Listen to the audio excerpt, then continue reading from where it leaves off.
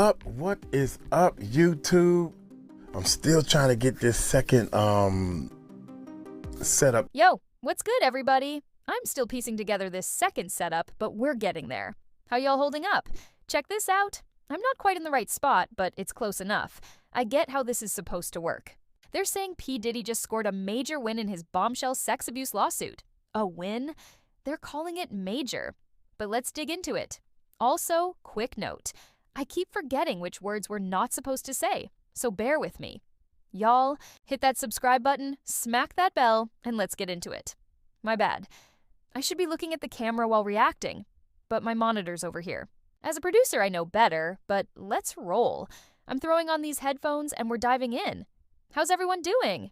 I'm feeling good, heading to the gym later to swim some laps. Been swimming a lot lately, and it's got me feeling energized. Y'all exercising? Do some push-ups, hit the park, something. Let Uncle Mike know in the comments if you're getting out there daily or weekly. My advice? Move your body, folks. Now, let's talk Diddy. Word is, everything he said in court might have been a lie. We're breaking down 10 jaw-dropping moments where the judge caught him slipping under oath. Secret properties, hidden cameras, drug denials, hush money, you name it. The courtroom wasn't ready, and neither was Diddy. This ain't gossip. These are cold, hard facts straight from the court. By the end of this, you'll see why this could be the biggest legal downfall in hip-hop history. First up, let's talk about a bombshell outside the courtroom. Anthony Rico, one of Diddy's key defense attorneys, quit the team. This is big, especially with Diddy's trial just 3 months away. Legal analyst Elizabeth weighs in, saying it's significant but tough to pin down why. Could be unpaid fees, but Diddy's got money, so that's unlikely.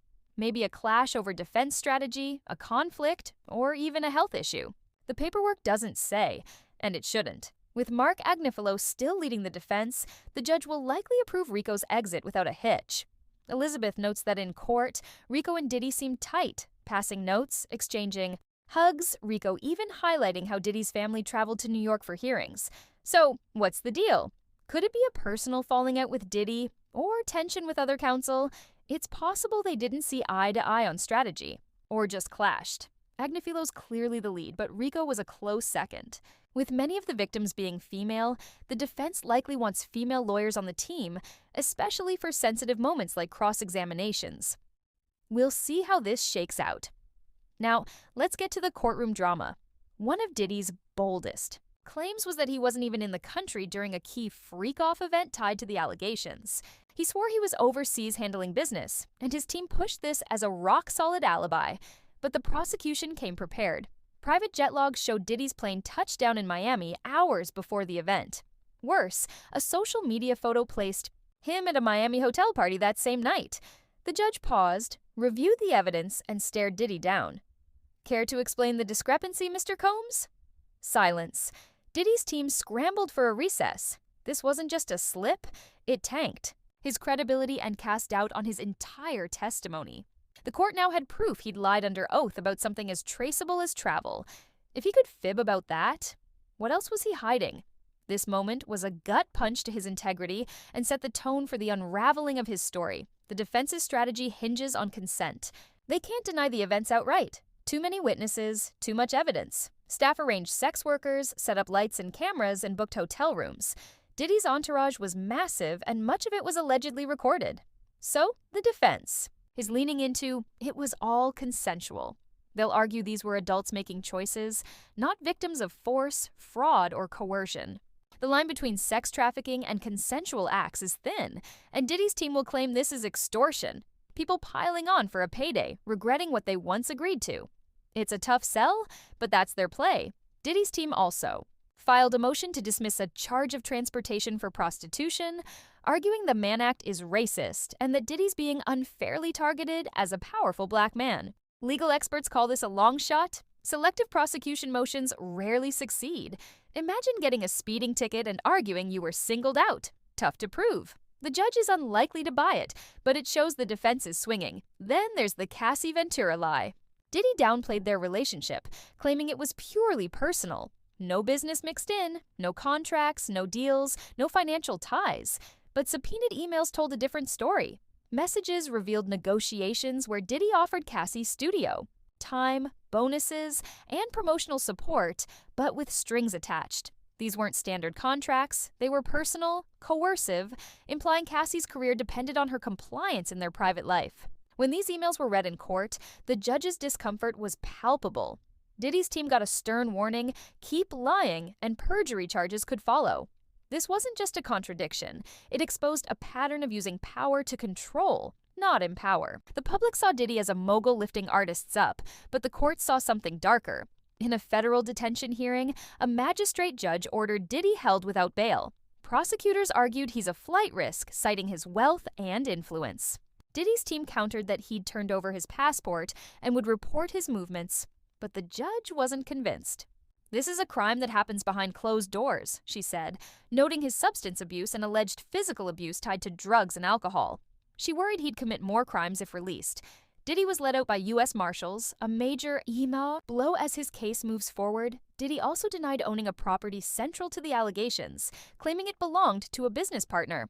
Prosecutors traced ownership to a shell corporation, but bank records showed Diddy paying taxes, repairs, and maintenance.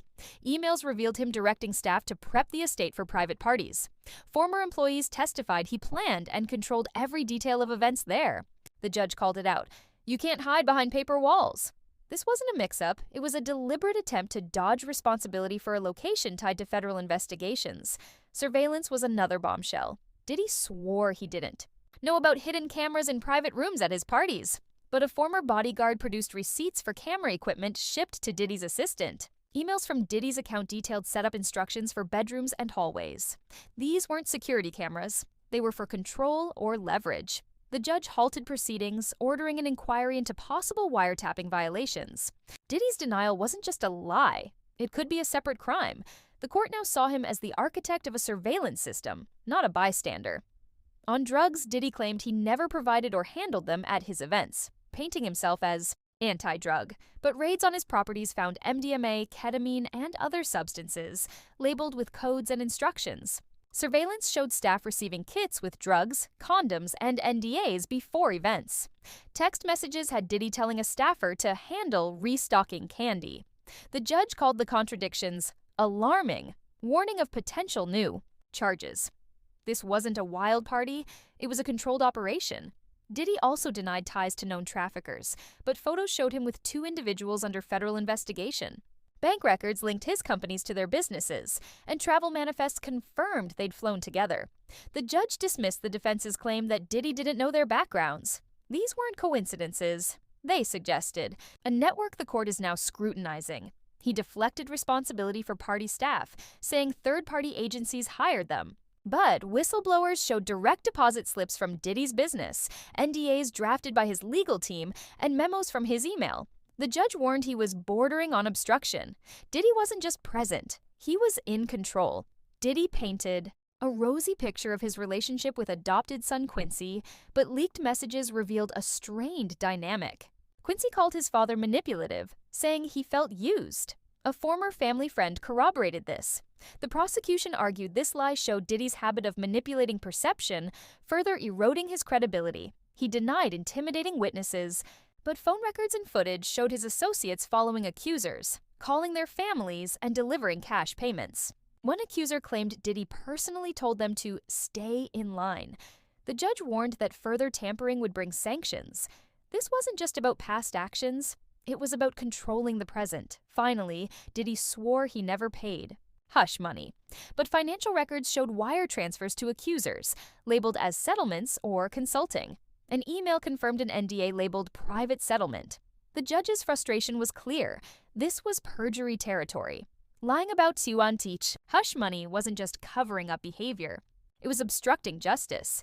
Despite these blows, Diddy scored a legal win in a $30 million civil lawsuit from producer Rodney Lil Rod Jones.